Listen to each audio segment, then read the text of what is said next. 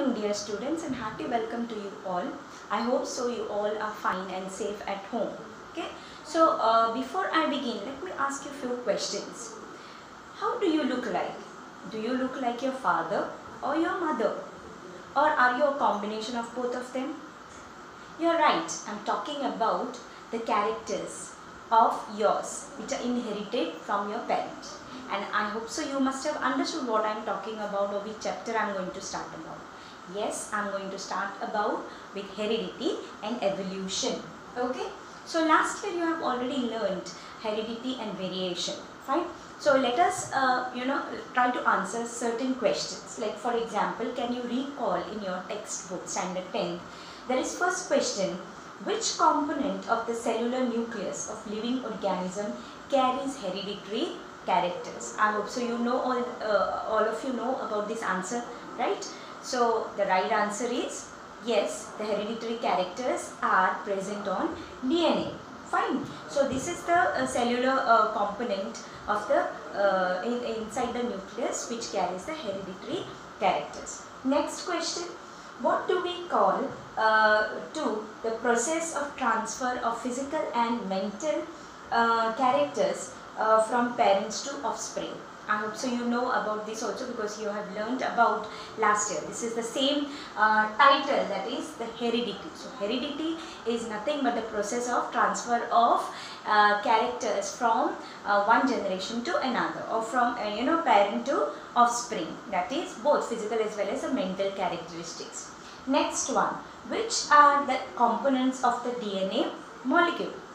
Okay, so you know that the DNA comprises of a double strand and it comprises of the nucleotide, fine, and nucleotide consists of the nuclear nitrogenous bases, the pentose sugar, also called deoxyribose sugar, and also phosphoric acid. So these are the components of the DNA.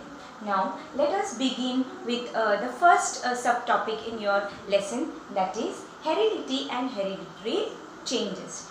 Fine. Now last year you have learned about the father of genetics. He was none other than Gregor Johann Mendel. So you have learned about Gregor Johann Mendel, how he had studied the pea plant, okay, and his principles of heredity. So last year you have learned about his monohybrid cross, dihybrid cross. Fine. So he had done a lot of pioneering work. Pioneering means the first one to do some work in the field of heredity. Okay, but around 1886, okay, up to that year, he could not find the correct reason for the research what he had conducted.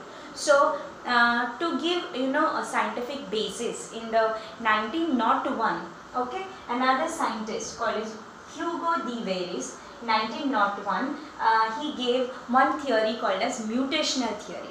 So first of all you should know, you have heard this word also last year, mutation. Mutation is nothing but sudden changes in the genetic makeup. That means the gene which is there, it might get altered, and due to the alteration in the genetic makeup, okay, there might be so many differences seen in the offspring, okay, so which are not there in the previous generation or the normal progeny. If it was whatever, it will be little different from the one which is there. So there are certain changes which might be due to environmental factors, or it might be during the embryo formation itself.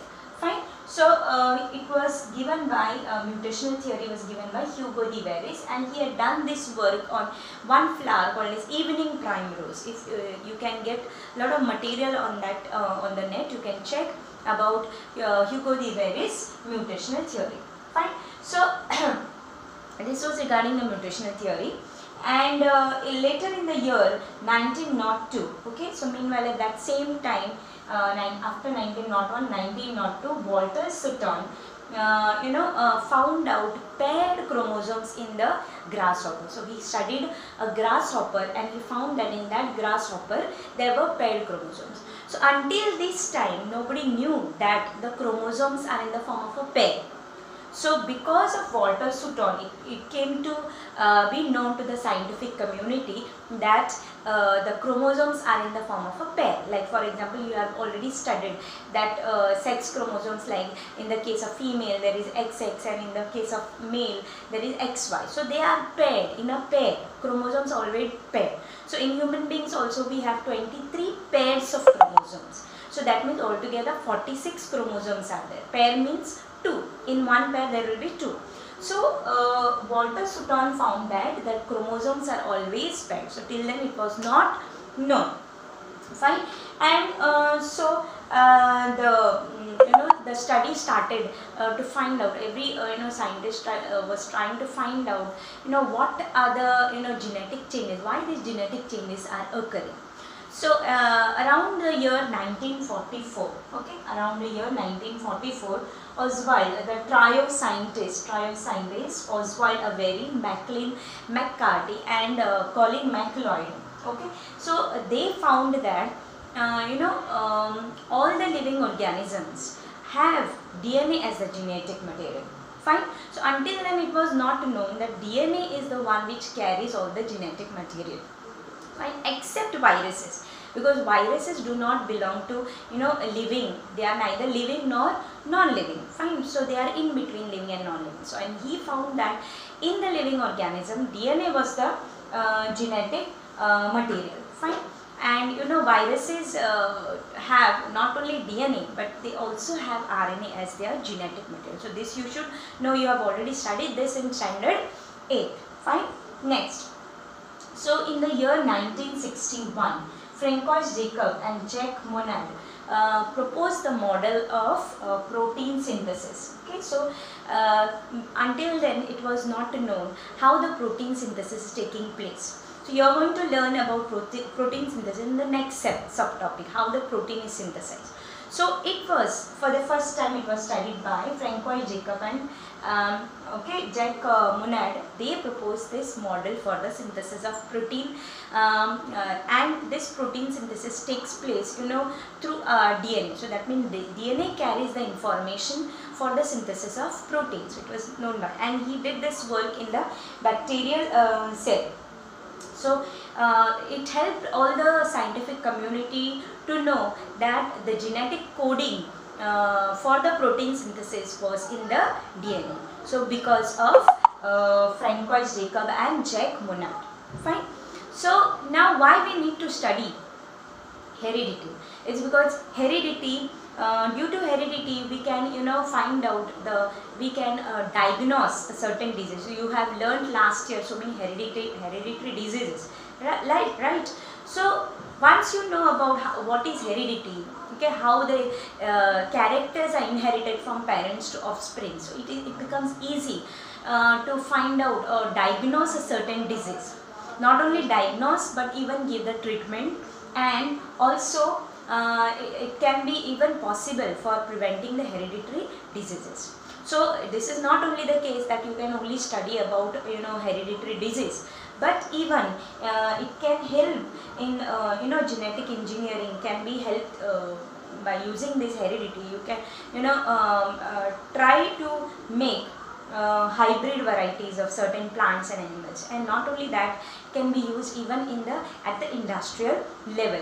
You are going to study about microbes, how microbes are used in the industrial field to make so many products like dairy products and all, or they might be used for certain other things like pollution control and all. So that you are going to study little later.